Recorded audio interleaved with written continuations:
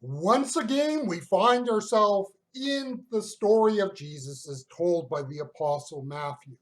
I'm going to be reading out of the New American Standard Bible, and we will be looking at Matthew chapter 26 and verses 43 to 46. Matthew chapter 26, verse 43. Again, he found them sleeping, for their eyes were heavy. And he left them and went again away and prayed a third time, saying the same thing once more. Then he came to his disciples and said to them, Are you still sleeping and resting? Behold, the hour is at hand. The Son of Man is being betrayed into the hands of sinners. Get up, let us be going. Behold, the one who betrays me is at hand. The tone and direction in the Garden of Gethsemane changes in this passage. Jesus had been wrestling with what needed to be done. Understand, the issue is not strictly one of whether he would do it. To take that direction is to say that he was struggling with being obedient. What Jesus was dealing with was the enormity of the task. Jesus was face to face with the reality of evil. The struggle he faced struck him to the very core of his being. You can be obedient to something and not like that something. You can be obedient to something and not like that something. Jesus did not go to the cross skipping and jumping, gleeful for what would be. In this passage, the weight that is on his shoulders is lifted. Now, clearly, the cross is still before him, and yet the victory is already won. Jesus in his struggles comes to grasp what he had to do, and now had the resolve to go to Golgotha. Understand, Golgotha is only possible because of Gethsemane. It is in Gethsemane that the victory is won, not so much Golgotha. In the life of the Spirit and the walk of discipleship, victory is often not found in the task itself. The victory is found when we in prayer work through the call and find the resolve to do what God has called us to. When we go forward in that task that we have been called to, we can look back at the time of struggle and in that find the strength to overcome.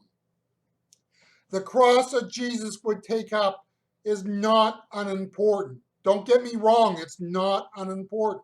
It is the fact that after this time of struggle in the garden, that it is, in that sense, a formality. Gethsemane makes Golgotha possible, and if it were not for Gethsemane, we would not have Golgotha. The deed is done as he gathers up his apostles. Notice, it is not so much that people are coming to Jesus as Jesus is coming to them. Jesus, if he wanted to, could have fled the scene. There was still opportunity for him to vacate the premise. The apostles, if they had known what was about to happen, would have tried to forcibly remove Jesus. We all have met people who are resigned to their fate, and they can make life miserable for you as they tell, Woe is me, I must do this, I must go through that. Now, I'm not using that in a strictly spiritual sense. I'm just saying that there are people who are going to go, Woe is me, and let you know it. Jesus is not resigned to his fate.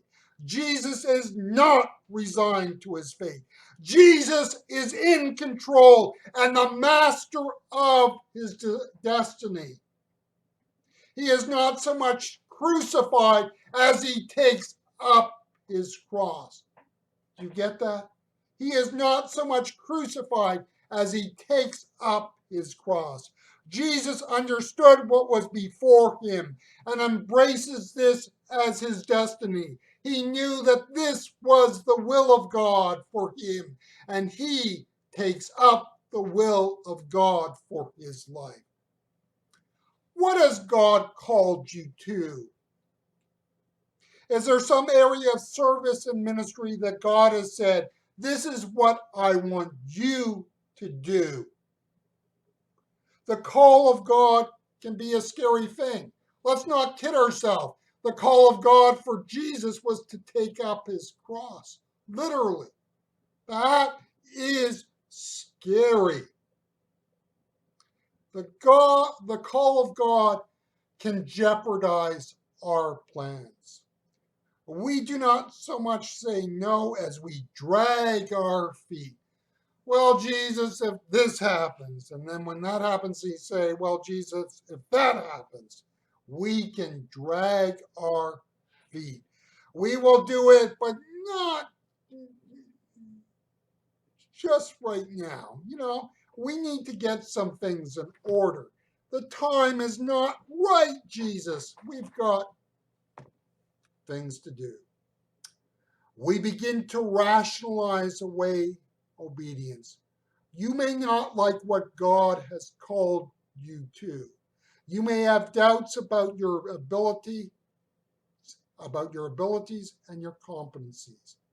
What we must do is pray. And as we pray, begin to let go of our plans. Notice how this passage and the previous passage are linked. Now, this is a simplified take of the story, but I think for illustration purposes is important. The immaturity of the disciples in our previous pastor, the immaturity of the apostles in our previous pastor, shows itself in their inability to pray, to face what is before them. Jesus, in the maturity of his faith, prays and is ready for what is before him. Why is prayer important? Because it's where we begin to find the resolve, the commitment, and the desire to do what God has called us to. You see, it is not that it is in that we can find the means to embrace what God has called us to. Jesus used prayer to take up his cross. And in and through prayer, we can find the resolve and means and the ways to do what God has called you and me to.